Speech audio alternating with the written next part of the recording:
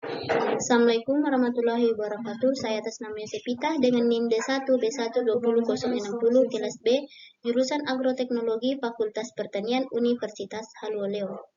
Baiklah, di sini saya akan menjawab kuis dari mata kuliah Analisis Jaringan Tanaman, Tanah, dan Pupuk. Langsung saja. Pertanyaan pertama, apa persyaratan data karakter tanah, jaringan, tanaman, dan pupuk yang dilaporkan melalui suatu laporan dan laboratorium? Yang pertama itu, data karakter tanah dilaporkan dari suatu kegiatan analisis di laboratorium harus minimal bias atau tidak banyak error yang bersumber dari lapangan dan laboratorium.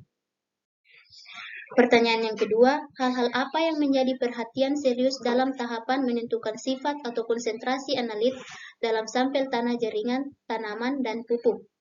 Yang pertama, koleksi dan penanganan sampel. Yang kedua, kontaminasi. Yang ketiga, penyimpanan perlindungan sampel. Yang keempat, waktu tunggu sampel. Yang kelima, subsampling sampel tanah. Yang keenam, batas deteksi. Dan ketujuh, pelaporan hasil dan akumulasi ketidakpastian.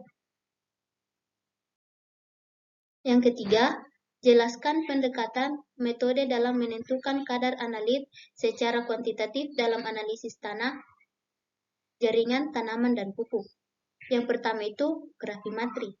Gravimetri adalah merupakan suatu analisis kimia kuantitatif untuk menentukan jumlah zat berdasarkan pada penimbangan dalam hal ini, penimbangan hasil reaksi setelah bahan dan analis direaksikan.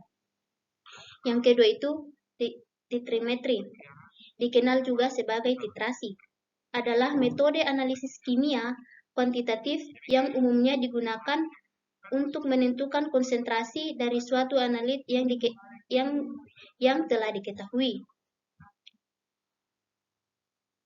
Kolometri. Kolometri merupakan ilmu dalam pengukuran panas dan reaksi kimia atau perubahan fisik. Spektrometri adalah alat yang terdiri dari spektrometer. Spektrometer itu menghasilkan sinar dan spektrum dengan panjang gelombang tertentu. Yang kedua, atomic expression spektrometri, yang merupakan metode analisis yang digunakan untuk menghitung kuantitas dari unsur-unsur logam berdasarkan pada penyerapan observasi. Yang lanjut, pertanyaan yang keempat itu, apa yang kita ketahui atau pahami tentang spektrometri dan spektrofotometri? Itu spektrometri adalah teknik standar dan murah untuk mengukur penyerapan cahaya atau jumlah bahan kimia dalam suatu larutan.